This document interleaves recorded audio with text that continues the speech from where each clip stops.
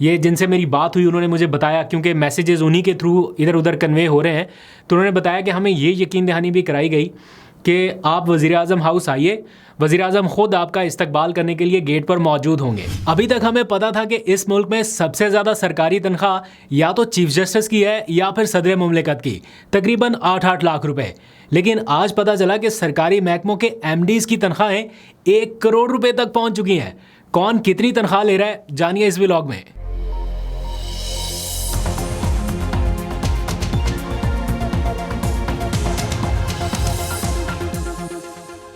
बिस्मिल्लाहिर्रहमानिर्रहीम, अस्सलाम वालेकुम। पाकिस्तान और दुनिया भर में देखने और सुनने वालों को अब्दुल कादिर का सलाम।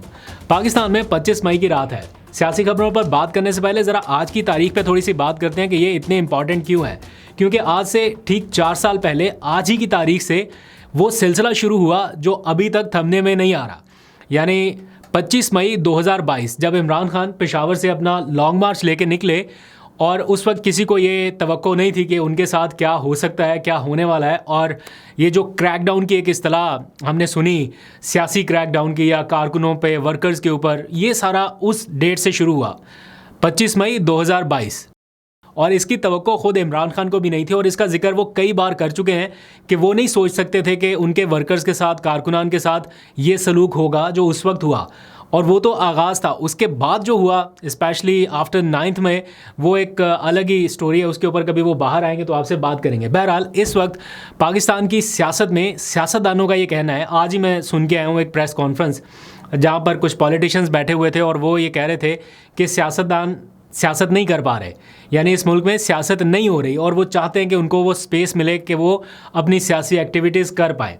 इस सारे सिलसिले में आने वाला मंजरनामा होगा क्या, बेसिकली जो इत्तलात पहुंच रही हैं या जिसके बारे में नैरेटिव जो है वो पैडल किया जा रहा है, वो है नेशनल गवर्नमेंट कैसे, उसके ऊपर कुछ देर में बात करते हैं। लेकिन इस सारे मंजरनामे को थोड़ा सा बेहतर करने की ज़रूरत है। सभी को अब ये रियलाइज़ होने लग गया है कि जनाब थोड़ा सा जो पोलराइजेशन है इसको थोड़ा सा कम करें और सियासी टेम्परेचर को थोड़ा काम डाउन करना है।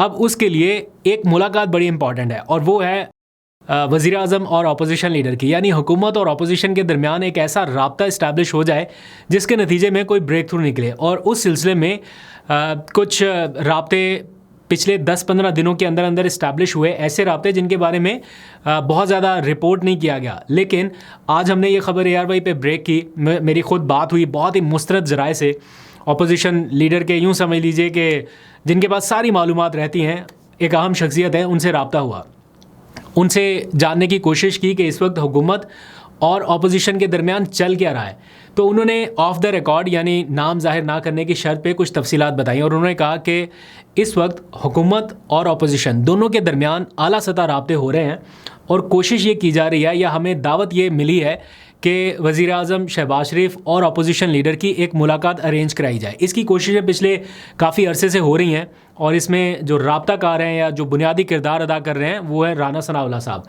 वो कई मरतबा अपोजिशन लीडर के चैम्बर तक आ चुके हैं, उनको पर्सनली दावतनामा दे चुके हैं कि वज़ीर-ए-आज़म से मुलाकात के लिए आप प्राइम मिनिस्टर हाउस तशरीफ़ लाइए। लेकिन महमूद अचकज़ई रिलक्टेंट हैं, वो वज़ीर-ए-आज़म हाउस नहीं जाना चाहते मुलाकात के लिए। इवन कि उनको ये गारंटी दी गई या श्योरिटी दी गई, ये जिनसे मेरी बात हुई उन्होंने मुझे बताया, क्योंकि मैसेजेस उन्हीं के थ्रू इधर उधर कन्वे हो रहे हैं, तो उन्होंने बताया कि हमें ये यकीन दहानी भी कराई गई कि आप वज़ीर-ए-आज़म हाउस आइए, वज़ीर-ए-आज़म ख़ुद आपका इस्तकबाल करने के लिए गेट पर मौजूद होंगे। तो वहाँ से एक अच्छी शुरुआत करते हैं हुकूमत और अपोजिशन के दरमियान चीज़ों को बेहतर करने के लिए। फिर वहाँ पे आप बानी PTI, इमरान खान और ये वो सारा कुछ इश्यूज़ जो हैं वो सियासी कैदियों की रिहाई वाला, या वो सारे एजेंडा आइटम्स जिनको आप कौमी असम्बली में या बाहर एहतजाजी तहरीकों में उठाते हैं, वो सारा आप वहाँ पर डिस्कस कर लीजिए, और फिर कोई आगे किसी तरफ बढ़ते हैं। लेकिन महमूद अचकज़ई जो है वो रिलक्टेंट है, वो नहीं चाहते कि वो जाएं प्राइम मिनिस्टर हाउस, और उन्होंने कर दिया इनकार। वो कहते हैं कि अगर वज़ीर-ए-आज़म को मुलाकात करनी है तो फिर अपोजिशन लीडर के चैम्बर में आए, यहाँ से शुरुआत करें, यानी एक गुडविल जेस्चर अगर देना ही है तो फिर अपोजिशन के पास आए। ये हमेशा से रिवायत रही है कि हुकूमतें खुद चल के आती हैं अपोजिशन के पास एक गुडविल जेस्चर के तौर पे, ना कि अपोजिशन भागी भागी जाए। तो वो चाहते हैं कि उस रिवायत को बरकरार रखा जाए और वज़ीर-ए-आज़म आए अपोजिशन लीडर के चैम्बर में। इस पर मेरा ख्याल है गवर्नमेंट राज़ी नहीं है, या उनके वुज़रा ये मशवरा नहीं दे रहे होंगे कि हाँ इस तरफ किया जाए। फिर बीच में आज मुझे वो उन्हीं सोर्सेज़ ने बताया कि ये तजवीज़ भी आई कि चले ना अपोजिशन लीडर का चैम्बर, ना वज़ीर आज़म हाउस। तो राना सनाउल्लाह साहब की रिहाइशगाह पर यह मुलाकात की जाए, लेकिन उसके ऊपर भी इत्तफाक नहीं हो सका। ये तजवीज़ भी दी गई, वो भी नहीं हो सका।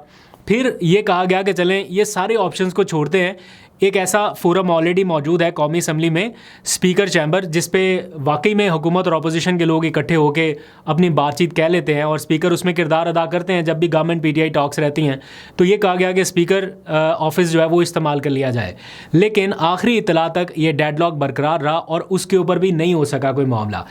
फिर एक और तजवीज़ आई सामने जो कि तहरीक तहफ़्फ़ुज़ आईन पाकिस्तान की तरफ से या महमूद अचकज़ई के कुछ करीबी लोगों की जानिब से दी गई कि सारे ऑप्शंस को छोड़ दिया जाए और तहरीक तहफ़्फ़ुज़ आईन पाकिस्तान के एक रहनुमा के घर पे ये मीटिंग अरेंज कर दी जाए। अब वो रहनुमा कौन है? बेसिकली नाम तो उन्होंने नहीं बताया, चूँकि ऑफ द रिकॉर्ड रखा सारा, लेकिन ये उन्होंने मुझे कंफर्म बताया कि हमने ये तजवीज़ हुकूमत को पहुंचा दी है कि जनाब तहरीक तहफ़्फ़ुज़ आईन पाकिस्तान के एक रहनुमा के घर पे मुलाकात हो सकती है। मेरी अजम्पशन ये है या मेरा ख्याल ये है कि शायद ये रहनुमा शाहिद खाकान अब्बासी हो सकते हैं, क्योंकि उनका ताल्लुक़ रह चुका है मुस्लिम लीग नून से। अभी हाल ही में वो तहरीक तहफ़्फ़ुज़ आईन पाकिस्तान के प्लेटफॉर्म पे भी नज़र आते हैं और काफ़ी उनके ऊपर लोगों का एतमाद भी है। बड़ी संजीदा सी शख्सियत है, नॉन कॉन्ट्रोवर्शियल जिसे आप कह सकते हैं। तो अब इस सिलसिले में अभी तक कोई ब्रेक थ्रू नहीं हुआ। जो मेरी आखिरी बात हुई, उन्होंने कहा कि अभी तक डेडलॉक बरकरार है, हो सकता है कि ईद के बाद तक कोई ब्रेक थ्रू हो।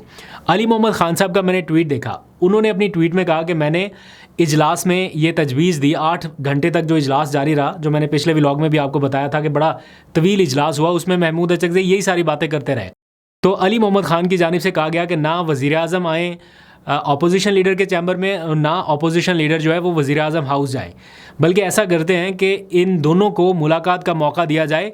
कौमी असम्बली में एक कॉन्स्टिट्यूशन रूम है जहाँ पर पीटीआई और गवर्नमेंट के मुज़ाकरात होते हैं ना, कॉन्स्टिट्यूशन रूम उसे कहते हैं, आइनी कमरा, आम लफ्ज़ में, आम अल्फाज में आप कह सकते हैं। तो उस आइनी कमरे में जिसको सारे इस्तेमाल करते हैं, वो किसी एक की मलकियत नहीं है, ना उसे गवर्नमेंट का चैम्बर कहा जा सकता है ना अपोजिशन का। तो जब भी ज़रूरत पड़ती है, कभी उसमें गवर्नमेंट के लोग बैठते हैं, कभी अपोजिशन के लोग बैठते हैं, तो वो कहते हैं कि उस कमरे में जो है वो मुलाकात कर ली जाए। बहरहाल ये इस नहज पे अगर सियासी मामलात हों कि जहाँ पर ज़रूरत हो कि यार एक मुलाकात हो जाए, वो कहते हैं ना एक मुलाकात ज़रूरी है ज़िंदा रहने के लिए, समथिंग लाइक दैट। तो अगर ये सियासी माहौल को बेहतर करना है तो ये मुलाकात बड़ी इंपॉर्टेंट है।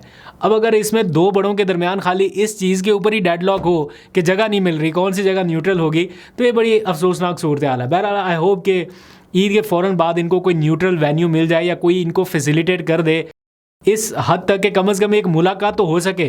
मुझे पूरा यकीन है कि जब ये मुलाकात हो गई तो इसमें कोई ना कोई वे आउट निकल आएगा।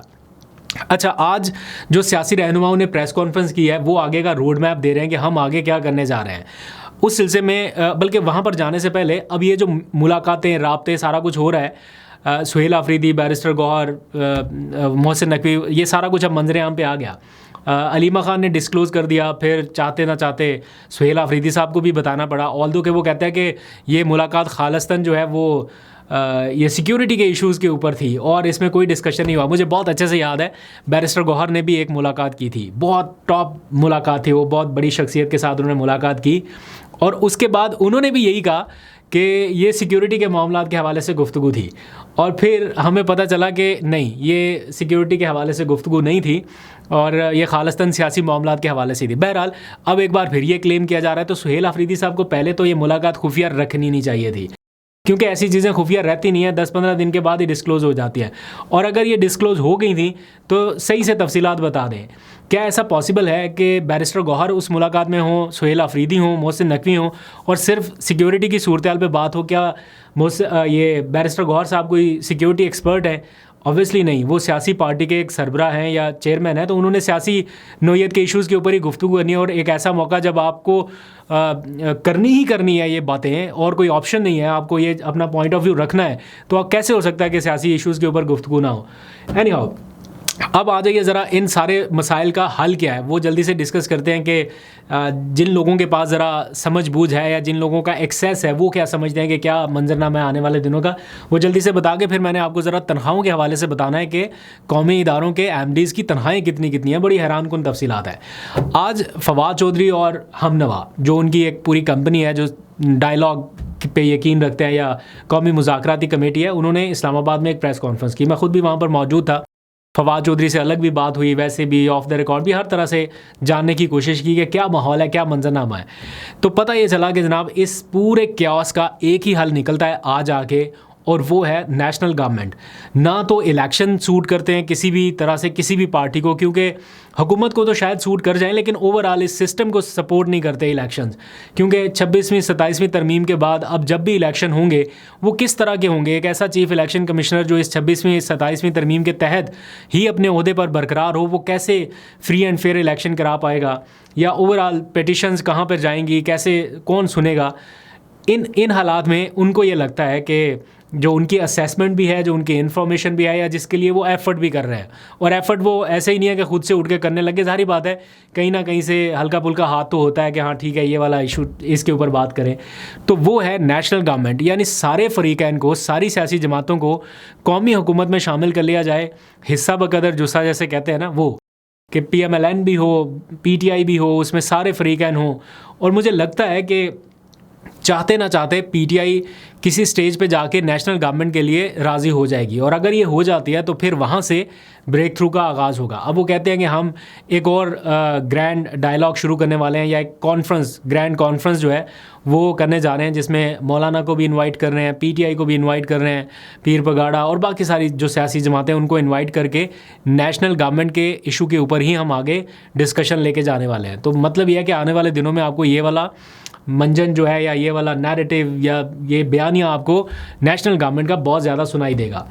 अब आगे आ जाइए, बजट आने वाला है। बजट में आम लोगों के लिए क्या है, रिलीफ मिलेगा नहीं मिलेगा, सबकी तवज्जो इस तरफ है, क्योंकि गवर्नमेंट को भी ज़ाहिर बात है IMF का प्रेशर है, उन्होंने बजट बनाना है, टैक्सेस की भरमार है, कहाँ से रिलीफ दें, कहाँ पे ना। ऑलरेडी इतना वो शॉर्टफॉल पे चल रहे हैं कि टैक्स अहदाफ पूरे नहीं हो रहे।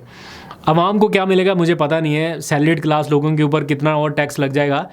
लेकिन आज कुछ तफसीलात सामने आई हैं, जो सरकारी अदाद-ओ-शुमार हैं, यानी वजारत ख़जाना के अदाद-ओ-शुमार, आज जो मईशत को कवर करने वाले रिपोर्टर्स हैं उन्होंने डिफरेंट TV चैनल्स के ऊपर रिपोर्ट किए हैं। उनके मुताबिक जो सरकारी महकमे हैं उनके जो सरबराहान हैं या MDs हैं, उनकी तनख्वाहें इतनी ज़्यादा हैं कि आम बंदा तो उस तरफ तसव्वुर भी नहीं कर सकता। फॉर एग्ज़ाम्पल जो उन्होंने बताया है, मैं उसकी पूरी डिटेल आपके सामने रख देता हूँ। एक एक की तनख्वाह कोई मिलियंस में है। सरकारी इदारों में तैनात सरबराहान की जो माहाना तनख्वाहें हैं वो 1.5 करोड़ रुपए तक होने का इंकशाफ सामने आया है। आज दुनिया न्यूज़ और समा न्यूज़ ने कुछ अदाद-ओ-शुमार जारी किए हैं, जिसके मुताबिक गवर्नर स्टेट बैंक की तनख्वाह 40 लाख रुपए है, सदर नेशनल बैंक की तनख्वाह 90 लाख रुपए है, तकरीबन 1 करोड़ रुपए, सिर्फ 10 लाख कम है, सिर्फ 10 लाख। फिर पाक ईरान इन्वेस्टमेंट कंपनी के MD की तनख्वाह 97,16,000 रुपए है, सिर्फ 3 लाख कम है 1 करोड़ रुपए से। ये वजारत ख़जाना के जो ऑफिशियल अदाद-ओ-शुमार हैं उनसे पता चला है। इसी तरह पाक लीबिया होल्डिंग कंपनी लिमिटेड के MD की तनख्वाह 88,17,000 रुपये माहाना मुकर्रर की गई है। इसी तरह ज़राई तरक्याती बैंक के सदर की तनख्वाह तकरीबन 54.5 लाख रुपए है। एग्जाम बैंक के सदर माहाना तकरीबन 50 लाख रुपए और सदर फर्स्ट वुमेन बैंक की तनख्वाह 22 लाख रुपए है, और प्रॉल के जो CEO हैं उनकी माहाना तनख्वाह 52 लाख रुपए है। यहाँ पर जितनी तनख्वाहें लोगों को लाखों में मिल रही हैं, इतनी आम सैलरीड क्लास की सिर्फ हज़ारों में होती है। किसी की 90,000, किसी की 80,000, इनकी लाखों में तनख्वाहें हैं। इस पर नज़र रखेंगे, आपको अपडेट करते रहेंगे। अभी तक के लिए इतने, अपना बहुत सा ख्याल रखिए। अल्लाह हाफिज़।